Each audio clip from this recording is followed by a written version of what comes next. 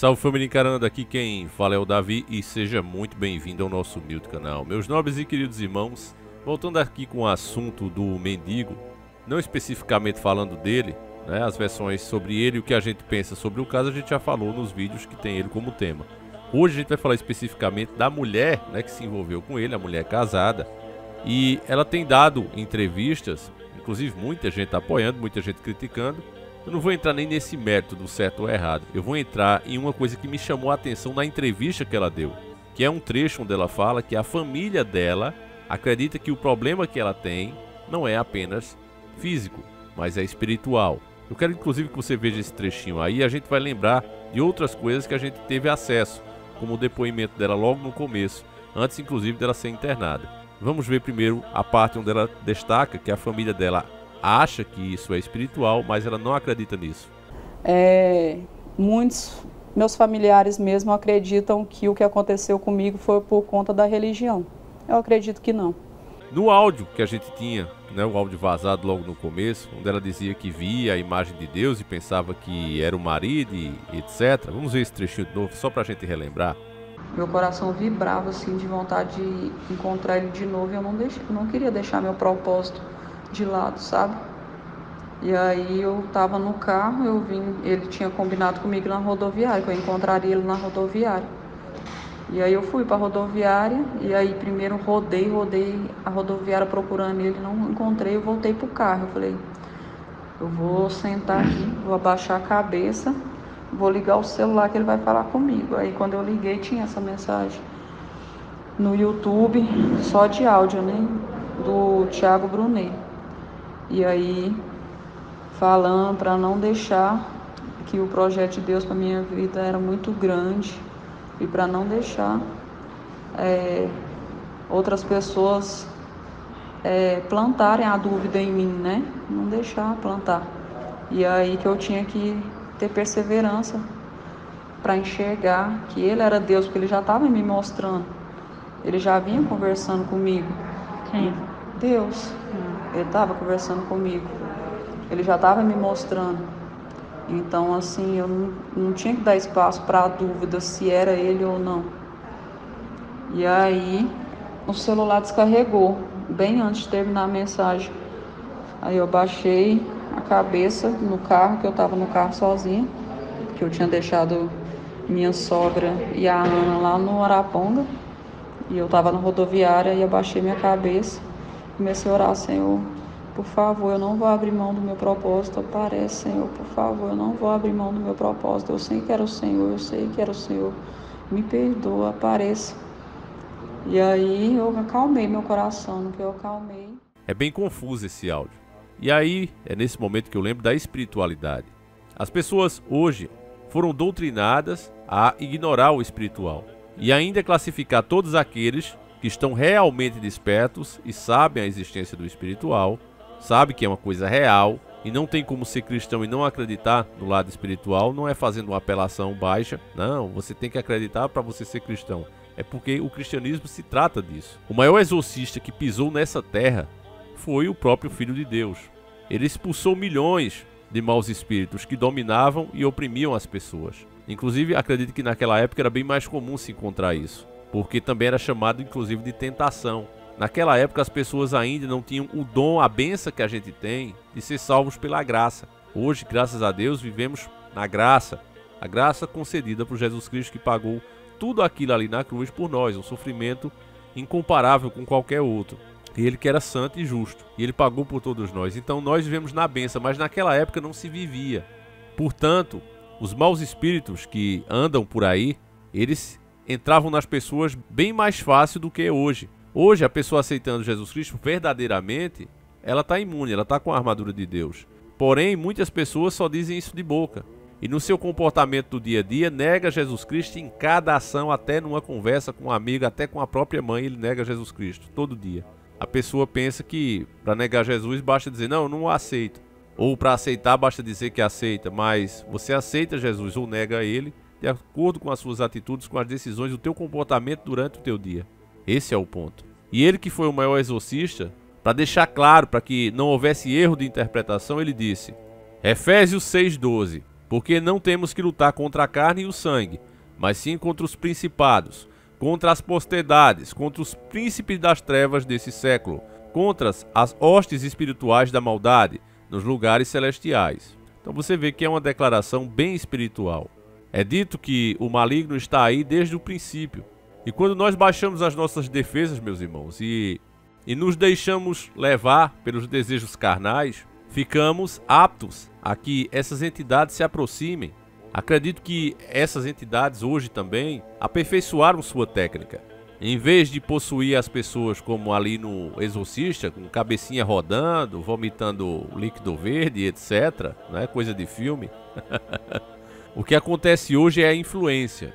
É aquela pessoa que ela só se sente bem quando ela está pecando. O tempo todo ela quer estar no pecado. Ela só se sente bem, ela só se sente viva com isso. E é preciso ficar atento a esses sinais, meus queridos irmãos. O diagnóstico dessa mulher que se envolveu com o mendigo diz que tem personalidade bipolar e que precisa pelo resto da vida tomar remédios. Eu não estou dizendo que a pessoa que sente esse tipo de sintoma, ela não deva procurar os médicos, muito pelo contrário. A primeira coisa que a pessoa, inclusive a própria igreja católica também recomenda, antes de qualquer coisa, tratamento espiritual, a pessoa deve procurar ver como está o seu estado de saúde, seu estado mental. Mas no caso dela, meus irmãos, a mídia tem tratado as pessoas como idiotas, inclusive a reportagem com ela foi ridícula. O tempo todo ali, eles colocando a culpa nas pessoas e tirando a culpa dos atos dela mesma. Porque, mesmo que se trate de coisa espiritual, deixar isso bem claro, porque alguns têm o argumento de dizer, então se existe o maligno, se existem essas coisas, ninguém mais é culpado de nada. Muito pelo contrário, é culpado duas vezes. Porque se você tem uma proteção dada pelo Criador, desde a hora que você nasceu, e você joga ela no lixo, a culpa é sua, você assumiu os riscos. E a gente faz isso, repito, quando a gente começa a seguir os nossos próprios desejos carnais. Quando a gente esquece de Deus, deixa Ele de lado e, se eu fizer isso eu tenho um prejuízo. Eu preciso enganar para lucrar. Eu preciso mentir para crescer. Eu preciso trair para ser feliz. Quando você coloca isso como meta, você abre mão de Deus. E depois que essas entidades que estão por aí, no submundo, se encostam e tomam conta da vida da pessoa, não tem essa de, eu não tenho culpa dos meus atos. Claro que tem. 2 vezes a mais, como eu estou dizendo. Torna a coisa ainda pior, porque você atraiu tudo isso. Você permitiu tudo isso. É como alguém que começa a andar com um bandido e o cara fazendo mal às pessoas e você do lado. E depois, quando a polícia vem, você diz, não, mas não tenho nada com isso. Por que é que você anda com ele? Porque você via ele fazendo todas essas coisas e achava bonito e bom. Eu estou dando esse exemplo porque tem muitas pessoas que se dizem cristãos, mas vai brincar o carnaval, com o Exu lá sendo homenageado. E não liga de apoiar, de seguir uma pessoa que denigre a imagem de Jesus Cristo todos os dias. Você vê, por exemplo, mesmo o PT. A proposta de governança deles é totalmente anticristã. E mesmo assim tem gente que diz, não, mas eu vou votar porque o Lula me representa. Representa em quê? Você é a favor de aborto? Você é contra o direito do cidadão se defender? Você quer ver a bandidagem com mais direito do que o cidadão de bem, do que a polícia? Você é a favor dessas coisas? Então ele te representa em quê? Eu quero saber em quê. Quando a gente é conveniente com as coisas, meus irmãos, a gente se torna cúmplice. Participe dos atos em si ou não. Por isso é que eu dei esse exemplo do bandido. Então, na entrevista dela, se ignora o fato de que surto, como a própria palavra diz, representa uma coisa momentânea. Um descontrole emocional que você entra no surto. Pode ser um surto de medo, um surto agressivo, um surto de intimidade, seja o que for. Acontece. Eu disse para vocês no outro vídeo que a gente falou desse tema, que inclusive aconteceu com um familiar meu. O primeiro tirou toda a roupa no meio da rua e saiu gritando, as pessoas debochando. E já o segundo, essa pessoa jogou uma panela de água quente em cima de si mesmo. Isso é um surto. Agora um surto onde você combina com um cara, num evento beneficente. Um surto onde você dá a descrição do que aconteceu por uma conversa de telefone que a gente mesmo escutou aqui. Um surto onde você deixa a sua própria filha, a sua sogra, que estão te repreendendo, fulana, não faz isso, e você deixa-os em casa e vai encontrar com o cara, sai à procura dele nas ruas e ainda chama, olha, eu quero você, especificamente você, ela saiu atrás especificamente dele, o cara que ela conheceu no evento beneficente. E ainda mais, após tudo isso, toda essa repercussão, ela ainda foi na justiça e proibiu ele de falar. Por quê? Porque se ele não apresenta esses fatos que a gente está citando aqui para vocês, se nós não tivéssemos acesso a tudo isso, Talvez o mendigo hoje, que não é nenhum exemplo de pessoa, não deveria ser glorificado como está sendo, enaltecido. É só um cara que jogou a própria vida no lixo e tinha potencial para crescer. Você vê que é um cara inteligente, ele podia crescer, mas não quer viver exatamente como estava. Mas se a gente não tivesse acesso a todas essas conversas que tivemos, e mesmo assim a mídia está tentando distorcer, eu já chego o porquê, talvez esse mendigo hoje estivesse preso, meus irmãos. Talvez hoje ele nem tivesse mais vivo, porque um morador de rua acusado de violentar uma mulher rica, imagina o que é que ia acontecer com ele lá dentro do presídio, já não estava mais vivo. Pode ter certeza disso. E você vê que foi tudo bem pensado, não foi nada momentâneo, nada absurdo. Foi no carro, escolheu um lugarzinho ali com ele, pararam. Depois que o marido pegou, ainda vestiu as roupas, tudo direitinho, foi para casa. Então não tem como explicar isso com surto. Agora, a influência espiritual, aí sim, meus irmãos, essa sim pode acontecer. Eu já vi exemplos, meus irmãos, de uma pessoa muito próxima nossa que não acreditava nessas coisas e ela foi chamada para participar de uma roda espiritual. E essa pessoa não acreditava de forma alguma, meus irmãos. E de repente, quando começou as orações lá para essas entidades, baixou alguma coisa nessa pessoa e, família, ela corria com os braços para trás erguidos, a coluna dobrada, a cabeça olhando para o próprio umbigo, totalmente curvada, não olhava nada para frente e com os olhos fechados. Ela corria em direção ao poste, com tudo. Todo mundo pensava, morreu agora, vai morrer agora. E ela parava, faltando milímetros para colidir com a parede. E parava assim de forma sobrenatural, dura, seca, como se fosse um freio. Pá! Parava. E aí corria de novo, dando risada. Contra a parede, parava de novo. Saía, pá, pro poste de novo. E pedindo muita bebida. E deram vários litros de cachaça. Família, essa pessoa não era nem de beber. Vários litros de cachaça. E a pessoa tomou aquilo ali como se fosse água. Mais de 4 litros. A entidade deu uma risada, saiu da pessoa. E eu chego a me arrepio em falar, meus irmãos. A pessoa não tinha, nem de longe, rastro de que tinha bebido coisa alcoólica. Nem um cheiro na boca ficou. Depois que a entidade conseguiu o que queria, e veja que baixou justamente nela que não acreditava, mas que foi para ali, ou seja, a partir do momento que a pessoa participou dali, aquela defesa que ela tinha dada pelo Criador foi embora. É por isso mesmo que o maligno, ele tentou Jesus várias vezes. Olha, tudo isso pode ser teu se tu me adorar. Por que ele faria isso? Ele não sabe que aquilo ali era o Filho de Deus. E por que ele faria isso? Porque o próprio Filho de Deus, se tivesse aceitado a proposta do maligno, ele teria baixado a sua defesa e toda a energia divina que Jesus carregava com ele, capaz de operar milagres e tudo, ele poderia ter absorvido. Se você não percebeu ainda, essas lendas de vampiro que suga ali a energia vital da pessoa para continuar vivo eternamente, é uma metáfora disso que acontece no lado espiritual.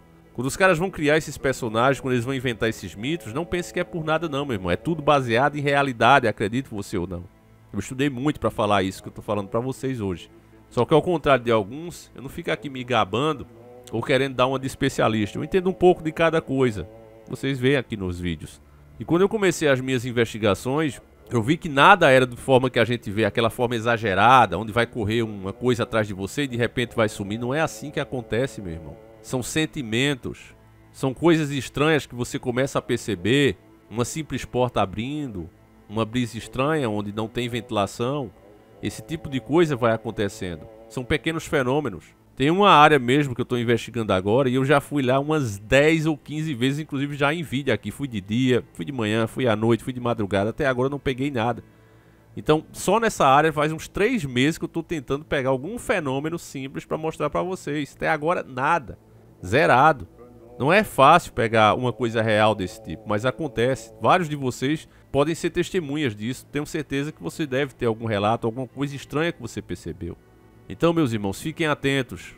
A única forma de a gente, de fato, se blindar contra isso é se pegando a Deus. E para fazer isso, independente de você frequentar uma denominação religiosa, que eu não demonizo aqui como muitos fazem, tem pessoas boas ali, como em todos os lugares e todas as áreas, mas o mais importante de tudo é você trazer o cristianismo para dentro do seu comportamento. Você dizer, olha, eu não vou falar isso porque Deus não quer que eu minta. Olha, eu não vou me comportar assim, eu não vou trair, porque além de magoar e destruir a minha relação, eu também vou estar indo contra Deus. Não farei com o próximo o que eu não quero que façam comigo. É simples assim.